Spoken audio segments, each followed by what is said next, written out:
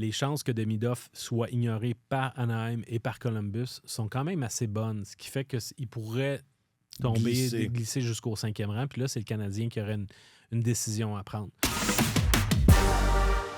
On va arrêter de tourner autour du pot, là. C'est qui que le Canadien va repêcher? Non, mais est-ce qu'on peut arrêter d'en parler? Ben non. Non, jamais. Ça on va en parler jusqu'au repêchage et après le repêchage. Parce qu'après, il va falloir le remettre en question puis dire qu'ils se sont trompés et qu'ils n'ont pas de bon sens. J'ai assez hâte. Effectivement. Je pense que je suis revenu de Buffalo avec 2 constatations. La première, c'est qu'à mon sens, le Canadien a une meilleure chance de repêcher Ivan Demidov que je ne l'imaginais au départ. Et peut-être une moins grande chance de repêcher Caden Lindstrom, qui, lui, devrait, si les rapports médicaux se montrent le moindrement rassurants, risque de partir quand même assez tôt. Parce que, parenthèse ici, c'est ça, Lindstrom n'a pas joué beaucoup cette année. En fait, il a raté toute la deuxième moitié de saison à cause d'une blessure au dos persistante qui a fait en sorte qu'il est revenu. Il a raté le reste de la saison régulière. Il a joué en tout 32 matchs de saison régulière. Il est revenu pour le premier tour des séries, mais il n'était pas l'ombre de lui-même. Il a joué 4 matchs sur 5. Et après, il a fait l'impasse sur le mondial des moins de 18 ans. Fait que l'essentiel de la projection puis de ce qu'il a à offrir aux recruteurs, c'est cette explosive première moitié de saison où là, il est parti en fou. Tout le monde a vu que c'est un grand joueur de centre de 6 pieds 3 qui patine comme le vent, qui a un très bon lancer, qui a énormément de chiens. Il y a beaucoup de choses intéressantes dans son jeu. Il lui manque peut-être un petit peu de vision ou au niveau de la prise de décision. Il y a encore des choses à améliorer, mais c'est un gars qui un espoir qui est encore à l'état brut puis qui a beaucoup de bons éléments à offrir. Alors, je pense que les équipes vont miser sur ce... Tu sais, un profil comme ça, généralement, ça traîne pas longtemps sur un tableau de repêchage. T'sais. Alors, Demidov, il y a peut-être... Si Chicago décide de regarder ailleurs, puis de regarder du côté d'Artyom Levchunov, qui est un défenseur droitier qui est pas mal perçu comme étant le meilleur défenseur de ce groupe-là, à ce moment-là, les chances que Demidov soit ignoré par Anaheim et par Columbus sont quand même assez bonnes, ce qui fait qu'il pourrait glisser jusqu'au 5e rang. Puis là, c'est le Canadien qui aurait une décision à prendre.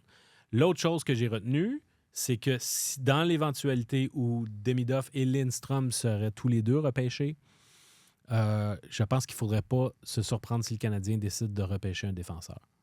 Même malgré ce que Kent Hughes a dit tout de suite après la loterie, puis le fait qu'ils allaient, toutes choses étant égales par ailleurs, penser repêcher un attaquant, l'idée, c'est que s'ils se retrouvent dans une position où ils croient qu'il y a un futur défenseur de premier duo qui est disponible, un défenseur surtout qui va être là pour animer l'attaque à 5 contre 5 comme en avantage numérique, qui pourrait être peut-être éventuellement un espoir un peu plus sûr que Lane Hudson. T'sais, Lane Hudson, on aime énormément son potentiel, mais il y a une chance que ça ne fonctionne pas. Hein?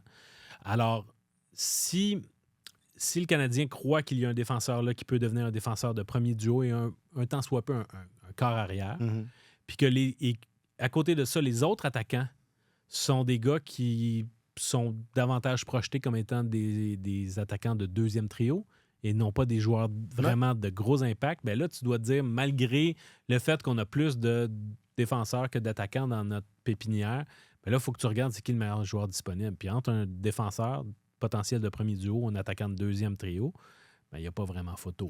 Surtout si cet attaquant-là, c'est un ailier, parce que là, on parle de T.J. Ginla, on parle de Beckett Seneca, des gars comme ça. Mais cela dit, quelle évaluation le Canadien va faire de ces attaquants-là? Est-ce que si jamais ils sont perçus comme des potentiels attaquants de premier trio, peut-être que là, l'évaluation va être différente.